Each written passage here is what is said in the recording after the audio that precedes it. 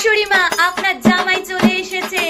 জামাই ষষ্ঠী বলে কথা। জামাই সেজে আমি হাজির হয়েছি। এসো বাবা জীবন এসো, কতদিন পরে এলে। এই যে এক চিকচিকে ভর্তি করে রসগোল্লা এনেছি। জামাই ষষ্ঠী রসগোল্লা না আনলে বা চলে না কি? দেখুন মা, আমার মনটা অনেক বড়। আমি ভেবেছিলাম আরো একটু বেশি করে মিষ্টি আনবো, কিন্তু আপনারা ঘরে মাত্র দুজন মানুষ, বাবা আর আপনি, এত মিষ্টি খাবে কে? তা ভালোই করেছো বাবা, প্রত্যেক জামাই ষষ্ঠীতে তো তুমি দুটো করে মিষ্টি কম কম করেই আনো। এবারে আমি যদিও হিসাব করেছিলাম তুমি দুটো মিষ্টি আনবে, কি সুন্দর হিসাবটা মিলে গেল না? শাশুড়ি মা, আজকে ভালো করে মাটন টাটন বানিয়েছেন তো? একদম কিন্তু আজকে আমি পেট ভরে খাবো, কোনো লজ্জা করবো না বলে দিচ্ছি। কি মটন?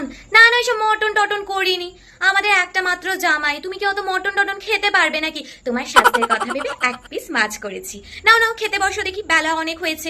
লজ্জা করবে না কিন্তু, হ্যাঁ।